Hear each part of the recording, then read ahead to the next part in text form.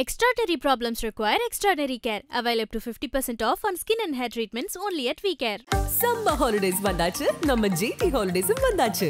GT Holidays, South India's #1 travel brand. 5-star K Sendil மற்றும் Duvin Studios presents Sibiraj நடிப்பில் 10 Hours வெற்றி நடை போடுகிறது. வணக்கம். இன்று நம் நிகழ்ச்சியில் நம்முடன் இணைந்திருப்பவர் திராவிட இயக்க சிந்தனையாளர் வல்லம் பஷீர் அவர்கள். சார் கிட்ட நிறைய கேள்விகளும் சந்தேகங்களும் இருக்கு, பேசுவோம். வணக்கம் சார். வணக்கம். மதிமுகல முதன்மை செயலாளர் பொறுப்புல இருந்து விலகிறதா துரை வைகோ குறிப்பிட்டிருந்தாரு. மல்லை சத்யா மற்றும் துரை வைக்கக்கூடிய இருக்கக்கூடிய மோதல் காரணமா தான் இந்த பிளவு அப்படின்னு பேசப்பட்ட சூழல். நிர்வாக குழு கூட்டம் கூடிச்சு. நிர்வாக குழு கூட்டத்துக்கு போறதுக்கு முன்னாடி வரைக்கும் மல்லை சத்யா மீது விமர்சனங்களை முன் வச்சுட்டு தான் அந்த கூட்டத்துக்கே போனாரு. என்ன ஆகும் அப்படிங்கிற எதிர்பார்க்க சூழல்ல ரெண்டு பேரும் நல்லபடியா பேசி கட்டி அணைச்சு ஆரவாரமா கை குலுக்கி சேர்ந்துட்டாங்க அப்படின்னு வைகோ அவர்கள் குறிப்பிட்டிருக்கிறாரு. அவ்வளவுதான், அது பிரச்சனை முடிஞ்சிருச்சு அப்படின்னு எடுத்துக்கலாமா? இது இல்லைன்னா உள்ளுக்குள்ள புகஞ்சுக்கிட்டே தான் இருக்கு. இந்த பிரச்சனை முடிவுக்கு வந்திருக்கிறதா இல்லையா என்பதை துரை வைகோவினுடைய முகமே உணர்த்துகிறது. மல்லை சத்யா அவர்கள் கள்ளக்கபடம் இல்லாமல் சிரிக்கிற காட்சிகளை இன்றைக்கு தொலைக்காட்சிகளின் மூலமாக நாட்டு மக்கள் பார்த்தார்கள். கரம் கொடுக்க வேண்டும் என்று சொல்கிற போது வைகோ இடத்திலே கரம் கொடுப்பதற்கு மறுக்கிறார் துரை வைகோ என்கிற காட்சிகளையும் தொலைக்காட்சிகளில் நாம் பார்த்தோம். அப்போ அவருக்குள் அந்த பிரச்சனை என்பது இன்னும் அப்படியே இருக்கிறது என்பதை அவருடைய முகமும் அவருடைய செயல்பாடுகளும் இன்றைக்கு உணர்த்தி இருக்கின்றன. ஆனால் மல்லை சத்யா அவர்களை பொறுத்தவரையில வைகோவுக்காக நான் எதையும் செய்ய துணிவேன் என்று எப்போதும் சொல்பவர், அதன்படியே செய்பவர், நடப்பவர். அந்த அடிப்படையில் தான் இன்றைக்கு வைகோ அவர்கள் மேற்கொண்டிருக்கிற இந்த சமரச பேச்சுவார்த்தைக்கு நாம் உடன்பட வேண்டும். அவருக்கு எந்த சங்கடமும் வந்துவிடக் கூடாது.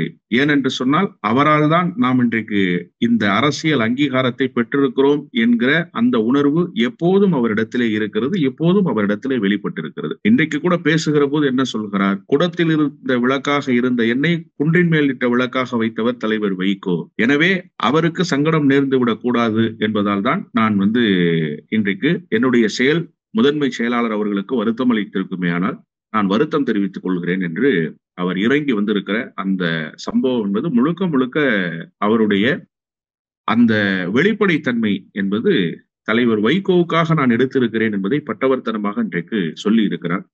இது ஒரு தற்காலிக ஏற்பாடு என்றுதான் நான் புரிந்து கொள்கிறேன். ஏன்னா நீங்க பிரச்சனைக்கு என்னன்றத ரூட் காஸ் பண்ணாம அந்த பிரச்சனையை முடிவுக்கு கொண்டு வர்றீங்க அப்படின்னு சொன்னா அது இன்னும் ஆழமாக போய் அந்த காயம் ஏற்பட்டால் அது காயம் உள்ளூர ஓடி சென்று எப்படி உடலுக்குள் பாதிப்புகளை ஏற்படுத்துமோ அப்படித்தான் இது கட்சிக்குள் பாதிப்புகளை ஏற்படுத்தும். ஆனால் மல்லை சத்யா அவர்களை பொறுத்தவரை நான் வைகோவுக்கு கட்டுப்பட்டவன் என்பதை இன்றைக்கும் நிரூபித்திருக்கிறார். ஆனால் துரை வைகோ இந்த பேச்சுவார்த்தைக்கு கட்டுப்பட்டு இருக்கிறாரா, இனி அப்படியே அவர் நடந்து கொள்ள போகிறாரா என்பதையெல்லாம் அவருடைய செயல்பாடுகள் தான் உணர்த்தும். கடந்த காலத்தில் இருந்தே அவர் அப்படி இணக்கமாக செயல்பட்டவராக இருந்திருந்தால் இந்த பிரச்சனை என்பதே வந்திருக்காது. நீங்க விருதுநகர்ல வழக்கறிஞர் தம்பி ஒருவர் இந்த கட்சியினுடைய தலைமை கழகத்தினுடைய வழக்கறிஞராக இருந்தவர். அவருடைய திருமணத்தில் முதலில் அண்ணன் மல்லை சத்யா தான் இந்த பேச்சு பொருளை முன்வைத்தார். கட்சிக்கு துரை வைகோ வர வேண்டும் என்று எல்லோரும் சொல்கிறார்கள். என்னுடைய துணை பொதுச் செயலாளர் பொறுப்பை நான் ராஜினாமா செய்து விடுகிறேன், துணை பொதுச் செயலாளராக அவர் வரட்டும் என்று அவர் சொன்னார். இதற்கு முன்பே சர்க்குண பாண்டியன் அம்மையார், மறைந்த சர்க்குண பாண்டியன் அம்மையார் அவர்கள் அப்படித்தான் சொன்னார். கனிமொழி அவர்களை கட்சிக்கு அழைத்து வர வேண்டும் என்று சொல்கிற போது கனிமொழி அவர்களுக்கு துணை பொதுச் செயலாளர் பொறுப்பு கொடுங்கள், என்னுடைய துணை பொதுச் செயலாளர் பொறுப்பை நான் ராஜினாமா செய்கிறேன் என்று சொன்னார். ஏதாவது ஒரு பொறுப்பு வேக்கன்ட் ஆனாதானே அந்த பொறுப்புக்கு புதியவர்களை கொண்டு வர முடியும். இப்ப துணை பொதுச் செயலாளராக கொண்டு வாங்கன்னு சொன்னவர் அவர்தான். அப்படி சொன்னவர் ஏன் இன்றைக்கு முரண்படுகிறார்? எந்த இடத்தில் முரண்பாடு எழுந்தது? யாரால் அந்த முரண்பாடு எழுந்திருக்கிறது? இன்றைக்கு கூட சமரசத்துக்கு 100 விழுக்காடு உடன்பட்டிருக்கிறார் என்பதை அவருடைய உடல் மொழியும் அவருடைய முகத்தில் மலர்ந்திருக்கிற புன்னகையும் உணர்த்துகிறது. ஆனால் இறுக்கமான மனநிலையிலேயே இருக்கிறாரே துரை வைகோ. கை கொடுங்கள் என்று வைகோ அழைக்கிறார். தன்னுடைய தந்தையார் என்பதை தாண்டி கட்சியினுடைய தலைவர் அல்லவா? நடப்பது நிர்வாக குழு தானே. பத்திரிகையாளர்கள் சூழ்ந்திருக்கிறார்களே, இயல்பாக கரம் கொடுக்க வேண்டாமா? கரம் கொடுக்குவதில் என்ன பிரச்சனை இருக்கிறது? அன்புமணி ராமதாஸ் கூட இதை விட கொஞ்சம் இலகுவான முறையில் அரசியல் செய்கிறாரே, அவரை விட மோசமான ஒரு அரசியல் செய்கிற நிலைக்கு இன்றைக்கு வந்திருக்கிறாரே. எனவே இது ஒரு தற்காலிக ஏற்பாடுதான்.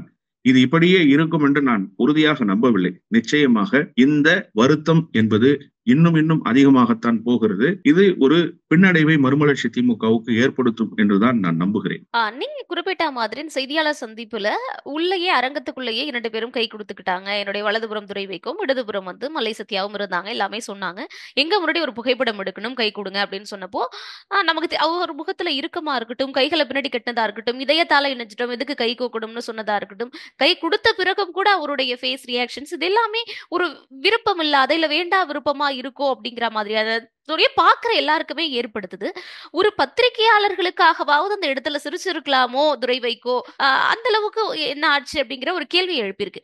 ஆனா துரை வைகோ பக்கம் இதெல்லாம் நம்ம முன்வைக்கிறப்போ அதே சமயம் வைகோ அவர்கள் பேசினப்பையா இருக்கட்டும், துரை வைகோ பேசினப்பையா இருக்கட்டும், இல்ல மல்லை சத்யா செய்தியாளர் சந்திப்புல பேசினப்பையா இருக்கட்டும், மல்லை சத்யா பக்கம் தான் தவறு அப்படிங்கிறத நம்ம புரிஞ்சுக்க முடியுது. எதை வச்சு நான் சொல்றேன்னா, வைகோ சொல்றாரு இனிமே அப்படி செய்ய மாட்டேன்னு மல்லை சத்யா உறுதி கொடுத்துட்டாரு, சமூக வலைதளங்களை போட மாட்டேன்னு சொல்லிட்டாருன்னு. துரை வைகோ சொல்றாரு இது மாதிரி அவர் இது மாதிரியான செயல்கள் செய்ய மாட்டோம்னு எனக்கு வாக்குறுதி கொடுத்ததுனால நான் மீண்டும் அந்த பொறுப்புல எடுத்துக்கிறேன். இவரும் நான் வந்து வருத்தம் தெரிவிச்சுக்கிறேங்கிறாரு. அப்பனா மல்லை சத்யா தான் தவறு பண்ணிட்டாரோ அப்படிங்கறத என்ன தோணுது இல்லையா? நான் அதனாலதான் துவக்கத்திலேயே சொன்னேன், பிரச்சனையை நீங்க ரூட் காஸ் பண்ணாம தற்காலிகமா முடிவுக்கு கொண்டு வர்றதுங்கிறது ஒரு நிரந்தர தீர்வாக இருக்காதுன்னு சொல்லி. வைகோ மீது எல்லையற்ற அன்பும் மதிப்பும் மரியாதையும் கொண்டிருக்கிறார் மல்லை சத்யா என்கிற அந்த ஒரே காரணத்துக்காக அவர் உன்னுடைய உயிரை கொடுத்து விடு என்று சொன்னாலும் உயிரை கொடுப்பதற்கு தயாராக இருப்பவர் மல்லை சத்யா என்கிற ஒரே நிலையிலிருந்து இன்றைக்கு அவரை மன்னிப்பு கோர வைத்திருக்கிறார்கள், வருத்தம் தெரிவிக்க வைத்திருக்கிறார்கள். அப்படித்தான் நான் புரிந்து கொள்கிறேன்.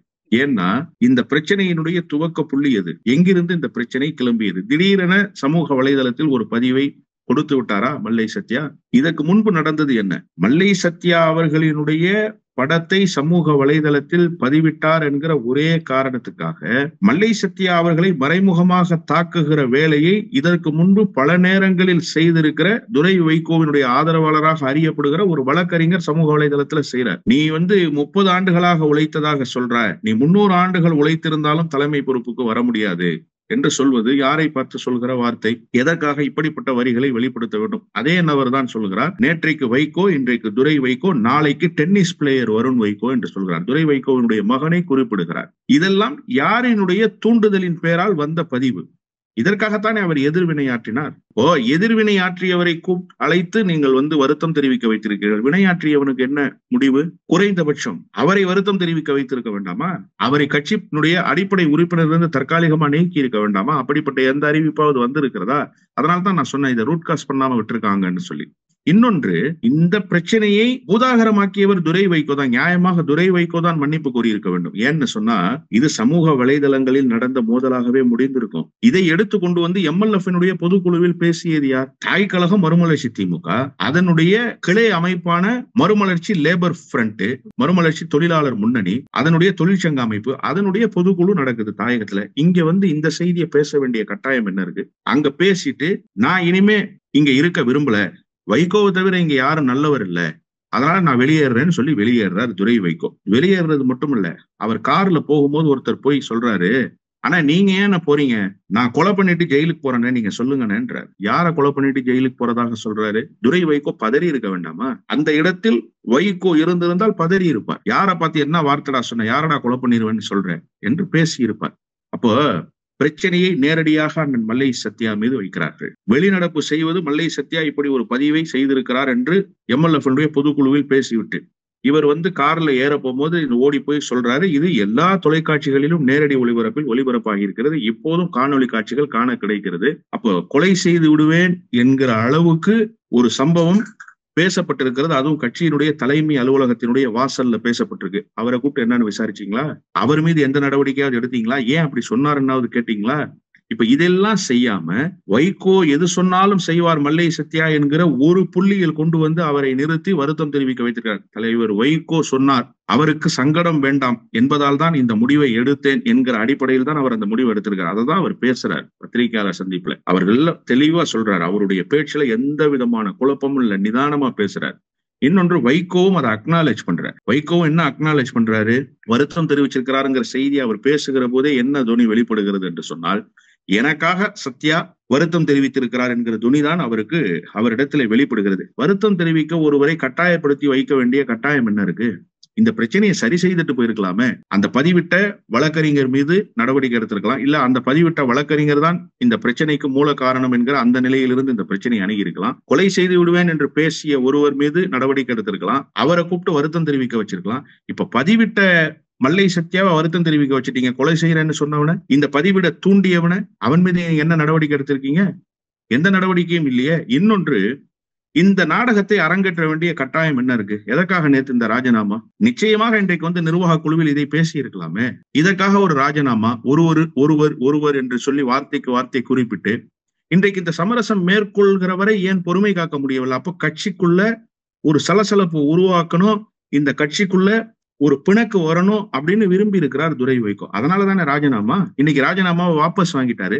பிரச்சனை சுமூகமான முடிவுக்கு வந்துருச்சு. இவர் ராஜினாமா செய்யலைனாலும் இந்த பிரச்சனை பேசி தீர்க்கப்பட்டிருக்குமே. இப்போ நிர்பந்தத்தின் பெயரால் மல்லை சத்யா வருத்தம் தெரிவிக்க வைக்கப்பட்டிருக்கிறார். அதற்கு முதல் காரணம் வைகோ என்கிற மனிதர் மீது அவர் வைத்திருக்கிற எல்லையற்ற அன்பு, மதிப்பு, மரியாதை. எனவேதான் அவர் இந்த இடத்தில் இந்த நிலைக்கு கொண்டு வந்து தள்ளப்பட்டிருக்கிறார் என்றுதான் நான் பார்க்கிறேன். இன்னொரு விடயம் நமக்கு என்ன இயல்பா ஒரு கேள்வி வருது அப்படின்னா, மல்லை சத்யா அவர்கள் வருத்தம் தெரிவிச்சாரு. ஒருவேளை அவரே தவறு செய்திருக்கட்டும், அதனால இந்த விஷயம் பூதாகரமா இருக்கட்டும், அந்த சமூக வலைதள பிரச்சனை தான் இதற்கு ஒரு பிள்ளையார் சொல்லி போட்ட விஷயமா இருந்து வருத்தம் தெரிவிச்சிருந்திருக்காருனாலுமே, அதுக்கு பிறகு மல்லை சத்யா பத்தி துரை வைகோ எந்த அளவுக்கு பேசினாரு, விமர்சனங்களை முன் வச்சாரு அப்படிங்கறத நீங்க சொல்ற அந்த தொழிலாளர் அந்த கூட்டத்திலயா இருக்கட்டும், இன்னைக்கு காலத்துக்கு அவர் மட்டும் சேனாதிபதி கிடையாது, அவரோட எல்லாரும் இருக்காங்க, அவரோட நிறைய உழைச்சவங்க எல்லாம் இருக்காங்கன்னு அவரும் சில வார்த்தைகளை விட்டுருக்காரு. அப்போ வைகோவுடைய தொடக்க காலத்துல இருந்து வைகோவோட பயணம் செய்தவர், கட்சிக்காக நிறைய உழைத்தவர் அப்படிங்கிற அடிப்படையில அவர் வருத்தம் தெரிவிக்கிறப்போ ஒரு கேட்டசிக்காவது துரை வைகோ அவர்களும் நானும் கோவத்துல ஒரு சில வார்த்தைகளை விட்டுட்டேன் அப்படிங்கிற மாதிரியான வார்த்தைகளை துரை வைகோவும் பயன்படுத்தி இருக்கலாமோ அப்படிங்கிற ஒரு எதிர்பார்ப்பையோ ஒரு கேள்வியோ அந்த இடத்துல நமக்கு எழுப்புது. இந்த இடத்தில்தான் மாபெரும் தலைவர் என்கிற நிலையிலிருந்து வைகோ கொஞ்சம் தவறிவிட்டார் என்று நான் புரிந்து கொள்கிறேன். உங்களுடைய பேச்சுக்கு கட்டுப்பட்டவர், நீங்கள் எது சொன்னாலும் செய்பவர் என்கிற அந்த நிலையிலிருந்து சத்யாவை சமரசப்படுத்தினீங்கல்ல. உங்களுடைய மகன் தானே, உங்களுக்கு தெரியும்ல. இன்னைக்கு காலையில சொன்னதாக ஒரு செய்தி சொன்னீங்கல்ல, அவர் மட்டும் சேனாதிபதி இல்ல, கட்சியில இருக்கிற எல்லாரும் சேனாதிபதி என்று தனக்குத்தானே முடிசூடி கொண்டாரா? இல்லையே. கட்சியில எத்தனையோ பேர் இருந்தாலும் என்னுடைய சேனாதிபதி மல்லை சத்யான்னு சொன்னவர் யாருன்னா கட்சியினுடைய பொதுச் செயலாளர் வைகோ. அது தலைவர் வைகோ கொடுத்த பட்டம் அவருக்கு. அப்போ வைகோ தான் அடையாளப்படுத்துறாரு யாரு சேனாதிபதின்னு. நீங்க இன்னைக்கு சொல்றீங்க கட்சியில இருக்கிற எல்லாரும் சேனாதிபதி. ஏன் உங்க அப்பா சொல்ல வேண்டியதானே? கட்சியில இருக்கிற எல்லாரும் சேனாதிபதி தான், இந்த கட்சியில யாரும் சேனாதிபதினு தனி உரிமை கோர முடியாதுன்னு சொல்ல வேண்டியதானே? அப்ப வைகோ கொடுத்த பட்டத்தை நீங்கள் எல்லோருக்குமான பட்டமாக மாற்றுகிறீர்கள். அதிலிருந்து உங்களுடைய காழ்ப்புணர்ச்சி தெரியலையா? இது உங்களுக்கு தெரிந்ததை விட எனக்கு தெரிந்ததை விட தன்னுடைய மகனை பற்றி வைகோவுக்கு தெரிந்திருக்காதா? ஆனாலும் மகன் பாசம் அவரை தடுத்து இருக்கிறது என்றுதான் நான் புரிந்து கொள்கிறேன். ஆனாலும் சத்யாவை இழந்துவிடக் கூடாது, அவர் நம்மோடு இருக்க வேண்டும் என்பதில் உறுதியாக இந்த நிலைப்பாட்டை எடுத்த வகையில் நான் அவரை பாராட்டுகிறேன். நீங்க குறிப்பிட்டதை போல இதில் ஏதோ எந்தவித தவறுமே செய்யாதவர் துரை வைகோ என்கிற ஒரு பிம்பம் கட்டியமைக்கப்பட்டிருக்கு. அது எதன் பொருட்டு கட்டியமைக்கப்பட்டிருக்குன்னா, நான் மீண்டும் மீண்டும் அழுத்தமாக பதிவு செய்கிறேன், வைகோ என்கிற மனிதர் மீது மல்லை சத்யா வைத்திருக்கிற எல்லையற்ற மதிப்பு. இன்னொன்று, இந்த கட்சிக்குள் எந்த சலசலப்பும் வேண்டாம் என்கிற மல்லை சத்யாவுக்கு இருக்கிற பெருந்தன்மை இன்றைக்கு இந்த பிரச்சனைக்கு ஒரு முற்றுப்புள்ளியை வைத்திருக்கிறது. அது முற்றுப்புள்ளியா, கார்புள்ளியா, அரை புள்ளியா என்பதை வருங்கால அரசியல் சம்பவங்கள் உணர்த்திவிடும். ஆனாலும் நீங்கள் கேட்டதை போல இந்த பிரச்சனைக்கு காரணமாக இருந்தவர்களும் வருத்தம் தெரிவிக்கவில்லை. கடுமையான சொற்களை பயன்படுத்திய துரை வைகோவும் வருத்தம் தெரிவிக்கவில்லை. இப்படி ஒட்டுமொத்தத்தில் எந்த சம்பவமும் முழுமையாக நிறைவு பெறாமல் ஏதோ முழுக்க வைகோவுக்கு எதிராகவும் கட்சிக்கு எதிராகவும் துரை வைகோவுக்கு எதிராகவும் மல்லை சத்யா மட்டுமே பதிவிட்டதை போல ஒரு காட்சிப்படுத்துகிற வேலையை செய்து முடித்திருக்கிறார்கள் என்றுதான் நான் புரிந்து கொள்கிறேன். இது அப்போனா ஒட்டுமொத்தமா துரை வைகோ அவர்கள் தூய்மையானவர், நல்லவர்ங்கிறத காட்டுறதுக்காக ஒட்டுமொத்த பழியும் மல்லை சத்யா மேல தூக்கி வீசப்பட்டிருக்குன்னு சொல்றீங்களா? இல்ல, அதாவது நான் தொடக்கத்துல மறுமலர்ச்சி திமுகல பயணித்த காலத்துல எங்களிடத்துல ஒரு கதையை மேடைதோறும் சொல்லி காட்டியிருக்கிறார் தலைவர் வைகோ. என்ன சொல்லுவாருன்னா, பலமுறை என்னை அழைத்து மன்னிப்பு கேட்க வைத்தார்கள் திமுகவில், என்னை அவமானப்படுத்தினார்கள் திமுகவில். அதையெல்லாம் பொறுத்து கொண்டு நான் மன்னிப்பு கேட்டு மன்னிப்பு கடிதங்கள் எல்லாம் எழுதி கொடுத்து விட்டு பயணித்தேன். ஆனால் என்னை இந்த கட்சியில் இருந்து நீக்கி இருக்கிறார்கள். அந்த சம்பவம் எப்போ, எதற்காக, எப்படி நடந்ததுங்கிறதெல்லாம் எனக்கு தெரியாது. அதை அந்த காலத்தில் முழுநேர அரசியலில் இருந்தவர்கள், திமுகவில் அங்கம் வகித்தவர்கள் சொல்ல வேண்டிய பதில். ஆனா இவர் சொல்லி இருக்கிறாரு, பல மேடைகள்ல பேசிய ரெக்கார்ட்ஸ் எல்லாம் இருக்கு, தேவைப்பட்டா அதெல்லாம் போடலாம். அப்போ அன்னைக்கு அவருக்கு இழைக்கப்பட்ட அநீதி தான் இன்றைக்கு இவருக்கு இழைக்கப்படுதா அப்படிங்கிற ஒரு கேள்வி இருக்குல்ல. தனக்கு என்ன அநீதி நேர்ந்தது என்று மேடைதோறும் வைகோ பேசினாரோ அந்த அநீதியை இன்றைக்கு மல்லை சத்யாவுக்கு இழைத்திருக்கிறார்கள் என்கிற ஒரு சூழல் அரசியலில் மீண்டும் வந்திருக்கிறது என்றுதான் நான் பார்க்கிறேன். இதுல இன்னொரு முக்கியமான விஷயம், இந்த கட்சியை வழிநடத்த போகிறவர் துரை வைகோ தான் முன்னிலைப்படுத்துறாங்க. இந்த கட்சியை எல்லா வகையிலும் வளமாக எடுத்து செல்ல போகிறவர் துரை வைகோ தான் அப்படின்னு அடையாளப்படுத்துறாங்க. அதனால துரை வைகோவினுடைய பிம்பம் உடைஞ்சிடக்கூடாது. ஆனா இந்த கட்சிக்கு உண்மையும் நேர்மையுமாக உழைத்தவர், எத்தனை சங்கடங்களை அனுபவித்தாலும் பரவாயில்லை, எவ்வளவு மோசமான ஒரு சர்வாதிகார போக்கை எதிர்கொண்டாலும் பரவாயில்லை, ஆனால் அவரையே நசுக்குவோம் என்பது ஜனநாயகத்தில் ஏற்புடையதா? ஒரு கட்சியில் இப்படி ஒரு சம்பவம் அரங்கேறலாமா? எல்லாருக்கும் வெளிப்படையா தெரியுத யார் மீது தவறுன்னு. இந்த பிரச்சனை பூதாகரமானதற்கு பிறகு நேற்றைக்கு அவர் ராஜினாமா செய்கிறேன் என்று ஒரு நாடகத்தை அரங்கேற்றியதற்கு பிறகு இதுதான் 2 நாளா மீடியாக்கள்ல பேசு பொருளாயிருக்கு. ஊடகங்கள் இதை சொல்லியே பேசிக் கொண்டிருக்கிறார்கள். அதில் பேசுகிற பத்திரிகையாளர்களிலிருந்து, மூத்த அரசியல் தலைவர்களில் இருந்து, பல்வேறு கட்சியை சார்ந்தவர்களில் இருந்து, அரசியல் நோக்கர்களிலிருந்து எல்லோரும் என்ன சொல்கிறார்கள்? மல்லை சத்யாவை இழந்து விடக்கூடாது, வைகோ ஒரு சுமூகமான பேச்சுவார்த்தைக்கு இதை எடுத்து செல்ல வேண்டும் என்றுதான் சொன்னார்கள். அவர் சுமூகமான பேச்சுவார்த்தையை நடத்தி இருப்பதாகவே இப்போதும் தோன்றுகிறது. ஆனால் பழி ஒரு பக்கம் பாவம் ஒரு பக்கம் என்றல்லவா மாறி இருக்கிறது. இது ஏற்புடையது தானா? இன்றைக்கு கூட சமூக வலைதளத்துல மதிமுகவினுடைய தோழர்கள் தலைவர் வைகோ மனுநீதி சோழனை போல இருந்து நீதி வழங்குவார்னு எழுதியிருக்கிறாங்க. நான் பார்த்தேன் காலையில உங்களுடைய நேர்காணலுக்கு வருவதற்கு முன்பாக. அப்ப மனுநீதி சோழன் தன்னுடைய மகனே தவறு செய்தாலும் தேர்காலில் தன்னுடைய மகனை போட்டு பலியிடச் செய்தான் என்கிற அந்த நிலையில் உங்களை வைத்திருக்கிறார்கள். நீங்கள் மனுநீதி சோழனாக இன்றைக்கு நடந்து கொண்டீர்களா என்பதை தலைவர் வைகோவினுடைய மனசாட்சிக்கே விட்டு விடுவோம். நான் குறிப்பிட்டதை போல மீண்டும் சொல்கிறேன், ஒரு நெருக்கடிக்கு ஆளாக்கப்பட்டு இன்றைக்கு அவர் வருத்தம் தெரிவிக்க வைக்கப்பட்டிருக்கிறார் என்றுதான் நான் சொல்வேன்.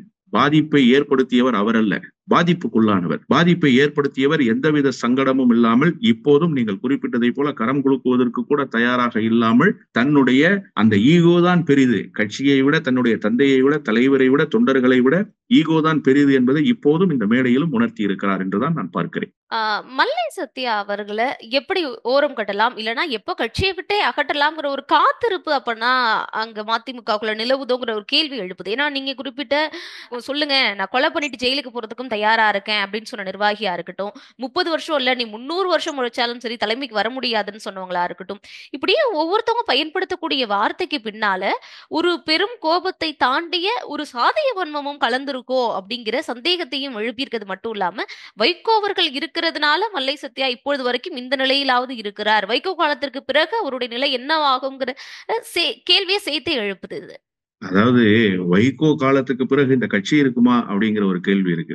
அது நிலை வருமா? முதல்ல வைகோ என்கிற அந்த தலைவருக்காக உருவாக்கப்பட்ட இயக்கம் இந்த இயக்கம். வைகோ என்கிற அந்த மாபெரும் தலைவரை திராவிட முன்னேற்ற கழகத்திலிருந்து வெளியேற்றி விட்டார்கள். என்ன தவறு செய்தார் வைகோ என்று நீதி கேட்டுத்தான் இந்த இயக்கம் துவங்கப்பட்டது. குடவாசல் கூட்டத்தில் வைகோ பேசிய உரையும், அதன் பிறகு மறுமலர்ச்சி திமுக என்கிற இயக்கம் தோன்றியதும், நொச்சிப்பட்டி தண்டபாணி தன்னுடைய உடலுக்கு தீ வைத்துக் கொண்டதும், நொச்சிப்பட்டி தண்டபாணியினுடைய உடலை தூக்கி கொண்டு நொச்சிப்பட்டி கிராமத்துக்கு தலைவர் வைகோ சென்றதும் இன்றைக்கும் அரசியல் வரலாற்றில் நிலை பெற்றிருக்கின்றன. எனவே இந்த இயக்கம் என்பது முழுக்க முழுக்க தலைவர் வைகோவுக்கான இயக்கம். இந்த இயக்கத்தில் இருக்கிற அத்தனை தொண்டர்களும் தலைவர் வைகோவுக்காக இருக்கிறார்கள் என்றுதான் நான் முழுவதுமாக நம்புகிறேன். அதுதான் யதார்த்தமான உண்மை. அவருக்கு பிறகு இந்த இயக்கம் இருக்குமா? இருக்க வேண்டும் என்று எல்லோரும் கருதுகிறார்கள். ஆனால் இருப்பதற்கான சாத்திய கூறுகள் இருக்கிறதா என்று கேட்டால் துரை வைகோவினுடைய நடவடிக்கைகள் நம்பிக்கை அளிக்கவில்லை. ஒன்று. இன்னொன்று, நீங்கள் குறிப்பிட்டதை போல இந்த இயக்கத்துக்குள்ள அடுத்த தலைமைக்கு வரணும் அப்படிங்கிற ரேஸ்ல மல்லை சத்யா இருக்கிறதாக இவங்க சொல்றாங்களே, அப்படிப்பட்ட ரேஸ்ல அவர் இருந்திருந்தா அவரையே முன்மொழிய போறாரு, அவரையே துரை வைகோ வரட்டும்னு சொல்ல போறாரு. இன்னொன்னு, காலம்தானே தீர்மானிக்கணும், காலம்தானே முடிவெடுக்கணும். கட்சிக்கு யார் தலைவர் பொறுப்புக்கு வர வேண்டும் என்பதை தலைவராக இன்றைக்கு இருப்பவரினுடைய காலத்துக்கு பிறகு முடிவு செய்யப்பட வேண்டிய, அதுக்குள்ள என்ன அவசரம்? இப்ப இந்த கட்சிக்குள் இப்போது ஒரு புதிய தலைவர் தேவைப்படுகிறாரா? இல்லையே. மு.க. ஸ்டாலின் என்கிற தலைவர், கலைஞர் என்கிற தலைவர் உயிரோடு இருக்கிறவரை தளபதியாகத்தான் இருந்தார். அன்று வரை அவர் தளபதி தான். அப்பா என்று ஒரே ஒரு முறை உங்களை அழைத்துக் கொள்ளட்டுமா தலைவரே என்று அந்த இரங்கல் வரிகளை அவர் எழுதுகிற வரை அவர் தளபதி தான். அவர் புதைக்கப்பட்டதற்கு பிறகு, கலைஞர் என்கிற தலைவரினுடைய சகாப்தம் முடிந்ததற்கு பிறகுதான் அவர் தலைவரானார். ஆனால் இப்போது இவ்வளவு அவசரம் தேவையே இல்லையே. அரசியலில் ஒவ்வொரு நாளும் மாறுதல்களுக்கு உட்பட்டதுதான். நேற்றைக்கு இருந்த நிலை இன்றைக்கு இல்லை, இன்றைக்கு இருக்கிற நிலை நாளைக்கு இல்லை. ஒரு நிமிடமும் வெவ்வேறு கோணங்களை உருவாக்கி கொடுக்கும் அரசியல் களத்துல. அதற்குள்ளாக ஏன் இவ்வளவு பெரிய ஒரு யுத்தத்துக்கு தயாராக வேண்டும்? சகோதர யுத்தத்துக்கு அதுவும் தயாராக வேண்டிய கட்டாயம் என்ன இருக்கு? இயக்கம் பலகீனமாக இருக்கிறது. முன்பு இருந்த நிலையில் இப்போது இல்லை. இவர்கள் என்னதான் இயக்கம் பலமாக இருக்கிறது என்று சொல்லிக் கொண்டிருந்தாலுமே கூட உண்மையிலேயே இயக்கம் பலகீனப்பட்டிருக்கிறது. பல மாவட்ட செயலாளர்கள் கட்சியிலிருந்து வெளியேறினார்கள் கடந்த காலத்தில். இப்போது இருப்பவர்களை எல்லாம் வைத்து மாவட்ட செயலாளர்கள் ஆக்கி இருக்கிறார்கள். கட்சிக்குள் ஒரு பெரிய வருத்தமான சூழலும் நிலவி கொண்டிருக்கிறது. கட்சியில பலர் செயல்படாமலேயே போயிருக்கிறார்கள். செயல்படாமல் போனவர்களை அழைத்து பேசக்கூடிய நிலை கூட, கூப்பிட்டு பேசக்கூடிய நிலை கூட அந்த கட்சியில் இல்லை என்கிற சூழல் உருவாகி இருக்கிறது. வைகோ உடல் சுகவீனம் இல்லாமல் இருக்கிறார். அவர் ஒரு பக்கம் பழைய நடவடிக்கைகளுக்கு வர முடியாமல் இருக்கிறார். இப்படி இருக்கிற நேரத்தில் ஒருவரை கூட இழக்காமல் இருப்பவர்கள் எல்லோரையும் வைத்துக் கொண்டு இன்க்ளூசிவ் பாலிடிக்ஸ் பண்றதுதானே ப்ராக்ரெசிவா இருக்கும். இப்ப மல்லை சத்யா என்கிற அந்த நபர் வைகோவுக்கு அடுத்து தமிழ்நாடு முழுவதும் அறியப்படுகிற நபராக இருக்கிறார். அப்படிப்பட்ட ஒரு நபரை நீங்கள் முழுவதுமாக பயன்படுத்தி கொண்டு இயக்கத்துக்கு வலு சேர்க்க வேண்டுமா, அல்லது அவரை அப்புறப்படுத்தி விட்டு இந்த இயக்கத்தை இன்னும் பலகீனப்படுத்திட வேண்டுமா? நீங்க யோசிச்சு பாருங்க. மாநாடுகளில், பொதுக்கூட்டங்களில் வைகோ பேசுகிறார் என்று சொன்னால் எழுகிற ஆரவாரம், உற்சாகம் மல்லை சத்யா பேசுகிறார் என்று சொல்கிற போது இருக்கிறது. ஒண்ணு வேணா, அன்னைக்கு தொழிற்சங்கத்தினுடைய பொதுக்குழுவுல அவ்வளவு பெரிய சலசலப்பு. துரை வைகோ வெளியேறி போயிருக்கிறாரு. மதிமுகவினுடைய பொதுச் செயலாளர் எழுந்து பேசுறார், என் உயிரை காப்பாற்றியவர் மல்லை சத்யா, அவர் இந்த இயக்கத்துக்கு தேவை. நானும் அவரும் கண்ணாடியில் ஏற்பட்ட விரிசல் என்று நீங்கள் நினைத்து விடாதீர்கள். தண்ணீரில் ஏற்பட்டிருக்கிற விரிசல் அது தானாகவே சேர்ந்து கொள்ளும்னு அந்த அரங்கமே அப்படியே ஆரவாரமாகுதே. அந்த காட்சிகள் வந்திருக்குதே சமூக வலைதளங்கள்ல பாக்குறோமே. அப்போ தொண்டனுடைய மனநிலை புரியாமலேயே அரசியல் செய்வது என்பது இந்த கட்சியை அடுத்த கட்டத்துக்கு எடுத்து செல்லுமா? எடுத்து செல்லாது. ஏன் இவ்வளவு காழ்ப்புணர்ச்சி? நீங்கள் என்ன நினைக்க விரும்புகிறீர்கள்? இந்த கட்சியில் யாருமே ஒரு முகம் தெரிந்தவர்களாக, முகவரி உள்ளவர்களாக இருக்கவே கூடாது என்று நினைக்கிறீர்களா? அப்படி என்று சொன்னால் இந்த கட்சியை அடுத்த கட்டத்துக்கு எப்படி எடுத்து செல்ல முடியும் என்கிற கேள்வி இருக்கிறது இல்ல. இதற்கெல்லாம் துரை வைகோ தான் பதில் சொல்ல வேண்டும். அவர் எல்லாவற்றையும் விட அவருடைய ஈகோ பெரிது என்று நினைக்கிறார். அதை விட்டுவிட்டு அவர் ஒரு தலைவருக்குரிய தகுதியோடு தன்னை தகவமைத்துக் கொள்ள வேண்டும். அந்த தகுதி இல்லாமல் தலைவராக வேண்டும் என்று துடித்தால் அவரால் தலைவராக முடியாத சூழலை காலம் ஏற்படுத்திவிடும் என்றுதான் நான் சொல்வேன். நீங்க இந்த பிரச்சனை முடியல, இது உள்ளுக்குள்ள இன்னும் புகஞ்சுகிட்டு இருக்கு, கண்டிப்பா அது பெரிய அளவுல வருங்காலங்களில் விஸ்வரூபம் எடுக்க வாய்ப்பு இருக்குன்னு சொல்றீங்க. ஒருவேளை வைகோ அப்படிங்கிற ஒற்றை புள்ளியாலதான் இன்னைக்கு இவ்வளவுக்கு அப்புறமும் மல்லை சத்யா தொடர்ந்தாரு, வருத்தம் தெரிவிச்சாரு, எல்லாமே சொல்றீங்க. அந்த ஒரு நபருக்காக ஏன் வைகோ சொன்ன அதே வாக்கியம் போல தண்ணீர்ல ஏற்பட்ட விரிசலா இன்னைக்கு ஒன்றிணைஞ்சிருக்க கூடாது? இனியும் வைகோவிற்காகவே இந்த இயக்கம் எவ்வளவு பிரச்சனைகள் இருந்தாலும், முரண்கள் இருந்தாலும் அதுல வெளிக்காட்டாம ஒன்றிணைந்தே பயணிப்பாங்கன்னு ஏன் நம்ம நம்ப கூடாது? அது துரை வைகோவினுடைய பேச்சில வெளிப்படலையே, மல்லை சத்யாவினுடைய பேச்சில வெளிப்பட்டுச்சே. ரொம்ப தெளிவா பத்திரிகையாளர்கள்ட்ட அட்ரஸ் பண்ணும்போது அவர் சொல்றாரு, இந்த பிரச்சனையை என்னால் சங்கடம் வந்துவிடக் கூடாது, தலைவர் வைகோ தான் எனக்கு எல்லாமும். எனவே நான் துரை வைகோ முதன்மை செயலாளருக்கு ஏதாவது சங்கடம் ஏற்படுகிற வகையில் நடந்திருந்தால், என்னுடைய நடவடிக்கைகள் அமைந்திருந்தால் வருத்தம் தெரிவித்துக் கொள்றேன். அவர் சொன்னார்ல, நேற்றைக்கும் அதற்கு முன்தினமும் அவருடைய பெயரை குறிப்பிட்டே நான் சில வார்த்தைகளை பேசி இருக்கிறேன். எனவே அதையும் நான் உள்நோக்கத்தோடு பேசிடவில்லை. அதற்காக அவர் மனம் புண்பட்டிருப்பின் நான் வருத்தம் தெரிவித்துக் கொள்கிறேன். நானும் அவரும் சகோதரர்களாக இணைந்து இயங்குவோம், இந்த இயக்கத்தை வெற்றி சமவெளிக்கு எடுத்து வரும். எது தடுக்குது இப்படி சொல்லிட்டு போறதுக்கு? ஏன் சொல்லல? சொல்லிட வேண்டியதுதானே அத? அப்போ உங்களுக்கு அவரிடத்துல அத்தகைய மனம் இல்லை என்பதைத்தானே உணர்த்துது. வைகோ அன்றைக்கு சொன்னதில் இன்றைக்கும் உறுதியாக இருக்கிறார். அவருக்கு தெரியும் மல்லை சத்யா என்கிற அந்த இயக்கத்தினுடைய சேனாதிபதிக்கு எத்தகைய வலிமை, அவர் இந்த இயக்கத்துக்கு எப்படியெல்லாம் கடமையாற்றி இருக்கிறார், அவர் இன்னமும் எத்தனை காலத்துக்கு இந்த இயக்கத்துக்கு தேவைப்படுகிறார், அவருடைய இருப்பு இந்த இயக்கத்துக்கு எப்படி வலு சேர்க்கும் என்பது கட்சியினுடைய பொதுச் செயலாளர் அவருக்கு தெரியும். தனக்கு வைகோ தான் எல்லாமுமாக இருக்கிறார், தந்தையாக இருக்கிறார், தாயாக இருக்கிறார், தலைவராக இருக்கிறார். எனவே அவரை விட்டு எந்த கட்டத்திலும் ஒதுங்கிவிடக் கூடாது என்கிற அந்த உறுதிப்பாடு அவரிடத்திலேயும் இருக்கிறது. கடைசி வரை சொல்றாரு. அவருக்கு பேச வாய்ப்பளித்த போதும் என்ன சொன்னார்? நான் தலைவர் வைகோவினுடைய தொண்டனாக கடைசி வரை இருக்கிறேன், ராஜினாமா செய்யறேன்னு தானே சொன்னார். இது பொதுக்குழுலையும் அதைத்தான் சொன்னார். எந்த பொதுக்குழுல? எம்எல்எஃப் பொதுக்குழுலையும் அதைத்தான் சொன்னார். அவர் தொழிற்சங்கத்தினுடைய பொதுக்குழுலையும் அதான் சொன்னார். ராஜினாமா செய்யறேன், தலைவர் வைகோ தான் எழுந்து ராஜினாமா செய்யறேன்னு சொன்னதை வாபஸ் வாங்கணும் மல்லை சத்யா எனக்கு பக்கபலமாக இருக்கணும்னு சொல்லி பேசினாரு. அப்போ அவர் சொல்ற அந்த வார்த்தைக்கு இவர் கட்டுப்படுகிறார். ஆனால் அவர் கட்டுப்பட்டு இருக்கிறாரா? அவருடைய பேச்சில் அதை வெளிப்படுத்தி இருக்கிறாரா? பேச்சில வெளிப்படுத்தவே இல்லையே. இன்னைக்கு காலையில சொல்லிட்டு போறாரு, அவர் மட்டும் சேனாதிபதி இல்லைன்னு. சேனாதிபதி என்று சொன்னவர் வைகோ, மல்லை சத்யா இல்ல. ஆனால் அப்படி வைகோ சொன்னதையே இல்லை என்று சொல்லிவிட்டு போய் கூட்டத்தில் பங்கேற்று விட்டு, நான் வருத்தம் தெரிவித்துக் கொள்கிறேன் என்று மல்லை சத்யா சொன்னதற்கு பிறகும் இவர் வருத்தம் தெரிவித்துக் கொள்கிறேன் அல்லது இந்த பிரச்சனைக்கு மூல காரணமாக இருந்தவர்கள் இனி இது போன்ற நடவடிக்கைகளில் ஈடுபடக்கூடாது. நீங்க பெரிய லீடர், டால் லீடர், அதனால உங்களால வருத்தம் தெரிவிக்க முடியாது. மல்லை சத்யா கட்சியினுடைய தொண்டன், நீங்க தலைவர் ஆயிட்டீங்க அப்படின்னே வச்சுக்கோமே. நான் என்ன சொல்றேன், தலைவருக்கு உண்டான பாணியில பேசுங்க, தலைவருக்கு உண்டான தோரணையில் பேசுங்க. சகோதரர் மல்லை சத்யா அவர்கள் வருத்தம் தெரிவித்திருக்கிறார். இந்த கட்சிக்கு இனிமேல் அவரால் எந்த சங்கடமும் நேராது, நான் உறுதியாக நம்புகிறேன். அவர் குறித்து சமூக வலைதளங்களில் பதிவிடுவதை இனி நிறுத்திக் கொள்ளணும். இவரால் நியமிக்கப்பட்ட, இவருடைய கட்டுப்பாட்டில் இயங்குகிற சமூக வலைதள அணி, இணையதள அணியாக இயங்குகிற அந்த அணியினுடைய பொறுப்பாளர் தான் பொதுக்குழு நடந்தது இல்லையா, தொழிற்சங்கத்தினுடைய பொதுக்குழு. அந்த பொதுக்குழுவிலிருந்து பாய்காட் பண்ணிட்டு துரை வைகோ வெளியே போன அடுத்த 5வது நிமிஷத்துல மல்லை சத்யாவை பதவி நீக்கம் செய்யணும், துரோகி மல்லை சத்யான்னு சமூக வலைதளத்துல பதிவிட்டார். ஏன் அவரை இன்னும் கூப்பிட்டு ஒரு வார்த்தை கேட்கல? நீங்க ஏன் இன்னும் ஒரு வார்த்தை கேட்காம வச்சீங்க? இவர் கட்டமைச்சார்ல, 4 அடிவருடிகளை சேர்த்து வைத்துக் கொண்டு கட்டமைச்சார்ல, இந்த இணையதளத்துக்கு என்று ஒரு அணியை உருவாக்குனார்ல. 4 நாட்களாக கட்ட பஞ்சாயத்து பண்றாரு மல்லை சத்யா. எஸ்டேட் வாங்கிட்டாரு, பங்களா வாங்கிட்டாரு மல்லை சத்யா. கொடைக்கானல்ல சொத்து சேர்த்து வச்சிருக்கிறாரு மல்லை சத்யா. அவர் ஆஃப்டர் ஆல் ஒரு ஹோட்டல்ல சர்வரா வேலை செஞ்சவர், அமாவாசையா இருந்தவர், இன்றைக்கு நாகராஜ சோழன் ஆகியிருக்கிறாருன்னு சொல்லி எல்லாம் விமர்சனத்தை முன்வைக்கிறாங்க. அதை பகிர்றாங்க சமூக வலைதளத்துல. அதையாவது நீங்க நிறுத்த சொல்லி இன்றைக்கு பேசி இருக்க வேண்டாமா? நீங்க பேசி இருக்கணும்ல. இன்னைக்கு நீங்க தலைவருக்கு உண்டான அந்த தலைமை பண்போடு இயங்கி இருக்க வேண்டாமா? அதை கூட நீங்க செய்யலையே. அப்போ இந்த பிரச்சனை முடிவுக்கு வரக்கூடாது என்று துரை வைகோ கருதுகிறார். அதனால்தான் இன்றைக்கு அவருடைய நிலையிலிருந்து எந்த மாற்றமும் இல்லை. ஒண்ணுதான் இதை பயன்படுத்தி அந்த நாடகத்தை முடிவுக்கு கொண்டு வந்திருக்கார். நேற்றைக்கு ராஜினாமா என்பதே நாடகம் தான். நான் மீண்டும் சொல்கிறேன், நாடகம் தான். அவருக்கு தெரியும் ராஜினாமா பண்ண விட மாட்டாங்கன்னு. ஏன்னா அவர் ராஜினாமா பண்ண வச்சிட்டோம்னா அவரோட சீன் இந்த கட்சியில முடிஞ்சிடும். அது அவரே விரும்ப மாட்டார். அவருக்கு தெரியும், எல்லாம் செட் பண்ணி வச்சுட்டு தான் இந்த ராஜினாமாவை வெளியிட்டார். வெளியிட்டு விட்டு இன்றைக்கு அந்த நாடகத்தை தற்காலிகமாக முடித்து வைத்திருக்கிறார். அவர் சைடு இப்ப சேஃப் ஆயிடுச்சுன்னு நினைக்கிறார். ஆனா கட்சிக்காரன் ஒன்னும் பைத்தியக்காரன் கிடையாது.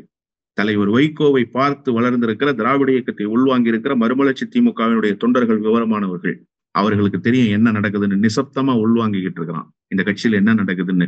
இன்றைக்கு மல்லை சத்யா அவர்கள் இறங்கி வந்து தலைவர் வைகோவுக்காக எதையும் செய்வேன் என்பதை தன்னுடைய செயல்பாட்டில் உணர்த்தி இருக்கிறார் என்பதையும் தொண்டன் உள்வாங்குறான். இனி தொண்டர்கள் முடிவு செய்வார்கள். இனி தொண்டர்கள் என்ன முடிவு பண்றாங்க? துரை வைகோ கிட்டையும் ஏதாவது மாற்றம் வருதா? இனி மதிமுக எந்த பாதையில் பயணிக்க போகுது அப்படிங்கறத பார்ப்போம். இவ்வளவு நேரம் என்னுடைய கேள்விகளுக்கு நேர்த்தியான தெளிவான பதில்கள் கொடுத்ததுக்கு நன்றி சார். நன்றி. Extraordinary problems require extraordinary care. Available up to 50% off on skin and hair treatments only at WeCare. Summer holidays வந்தாச்சு, நம்ம GT Holidays வந்தாச்சு. GT Holidays, South India's #1 travel brand. 5-star K Senthil மற்றும் Duvin Studios presents சிபிராஜ் நடிப்பில் 10 Hours வெற்றி நடை போடுகிறது.